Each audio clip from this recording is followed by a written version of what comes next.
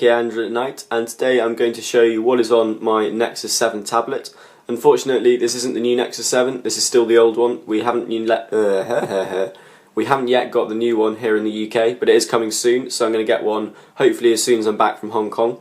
So running through what's on my old Nexus 7, the launcher I'm running is Nova Launcher. It's pretty much the quickest launcher I've used and it's got really nice functionality. You can see I haven't got an app logo at the bottom of here, I've just got a dock with a load of icons. You can set it to scroll icons that way if you want to, so you can have multiple docks. I don't really like that. And what I've set it to do is if you scroll up, it launches all your applications, which is kind of neat.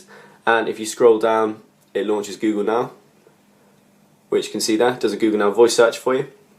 I also have the same setup on my HTC One, except scrolling down launches the phone. This app here, or this widget, is Dash Clock, which is probably one of the best widgets available. You can only use it on 4.3 and above, but it looks really, really nice. You've got loads of extensions. I've got a sunset one, a weather one, and a battery one. Running through the apps I've got on my home screen, this is Cliff Pro. This is a new app I've started using which basically just replaces the Facebook application for Android because the Facebook one is pretty crap. This one looks much more like Google+. It's got the pull-out tray on the side, which is sort of now standard for most Android applications. You can pull on the other side and it gives you your updates. It's just a really nice looking app, it's pretty quick and it basically does everything that the Facebook app does, and it does it in a much prettier way. Plume, which I never actually talked about before but I've recently started using it, it's now my favourite Twitter app for a tablet.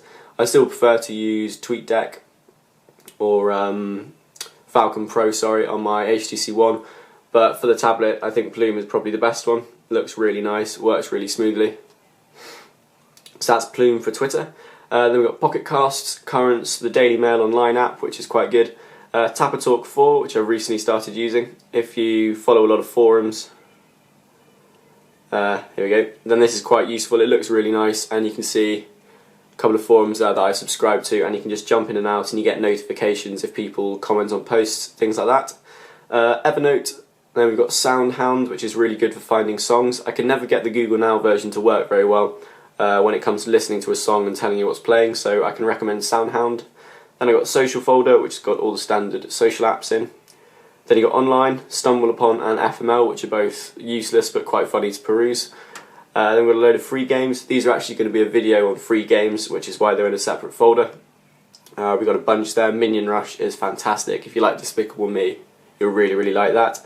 Other games, Logo Quiz is quite nice. It's a good one to play with all the family. You can pass the tablet around and all have a go. SpeedX 3D is a really, really good game as well. I can't recommend that highly enough. But these are all good games and I'll do them all a bit more in depth when I do the review. Then we've got some more. Dots, a new game, that's really, really nice. SP Deluxe, which is called Stealth Bastards Deluxe, is actually really, really good. It's a puzzle game from Humble Bundle, but it's an action puzzler. It's kind of like, it's a little bit like Portal meets the old games where you have to stay out of the way of light and stuff, and if you go in the light you either get caught or in this version you get shot by a laser. But it's a really nice puzzler that can't recommend highly enough, and again I'll be doing a review of that probably as soon as I've done this. On the dock we've got Chrome, best browser for Android, Play Store, Google Keep, can't recommend this highly enough if you want to take notes. I love the fact you can colour code, so I've got red ones for YouTube, green ones for ideas, for writing stuff, you can do pictures, and what I really like is I can use it to store my details. So if I want to find my rail card, I can just search rail and I've got a picture of my rail card there, so if I ever lose it I've got sort of proof that I had one. And I've also got my debit card on there, my passport, my ID, things like that, and you can archive those so they're not immediately visible, but if you search for them you will find them. So it's a really nice place just to store stuff, and that goes sort of hand in hand with Google Drive. Spotify, always talk about Spotify. I think it's the best music streaming service you can use. I still think it's better than Google Music. I love the UI on the app and I love the fact it works across all my devices. Then we've got YouTube. The new YouTube update is supposed to be rolling out today, I think. Unfortunately I haven't got it yet, so this is just going to look like normal YouTube, and it's going really slowly. Come on. The new update for this is supposed to be fantastic, but even this old version, it's not a completely awful application. I do use it a lot. I tend to watch most videos on my tablet. Hand in hand with that I've got Netflix there, which I really like.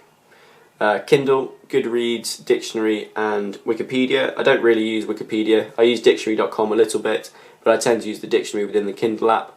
And then Goodreads is a really good social network for people who like reading. You can rate books, review books, you can do lists of books you want to read, things like that. So if you are into reading, or if you're starting a new term at school and you need to know what you're reading for your reading list and things like that, you can save them on Goodreads and see what everyone else thinks. Other page, we've just got a Flipboard widget, and that's really it on the home screen. I run it pretty light on the tablet because I tend to just use it, I'll pick it up and then I'll jump into one of these apps here. I'm either using it to read, watch videos or game normally, or perhaps check forums or news. But then if I do sort of plug into the application list, I've also got a few other things.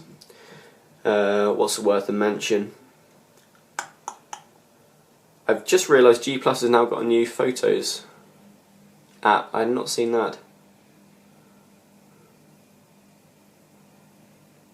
My Wi-Fi connection is woefully slow.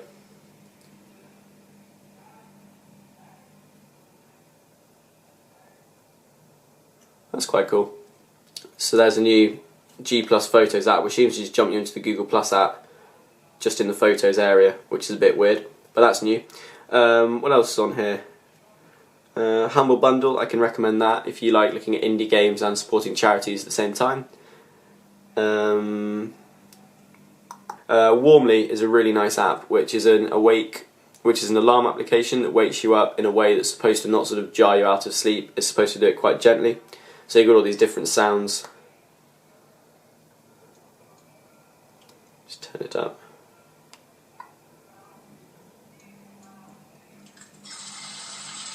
So that's supposed to be bacon frying, I think. Got a drip coffee machine.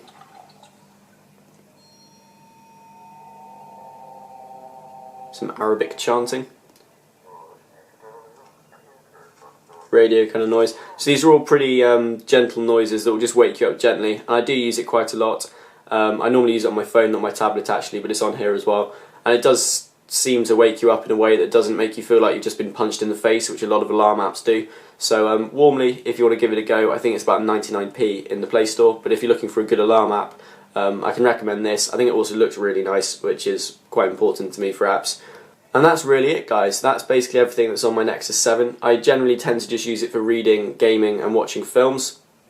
If there's any apps you can recommend, comment below. If there's anything else you'd like to see, comment below as well. Or you can also message me. You can follow me on Twitter, and I'll see you guys in the next video. Ta-ra!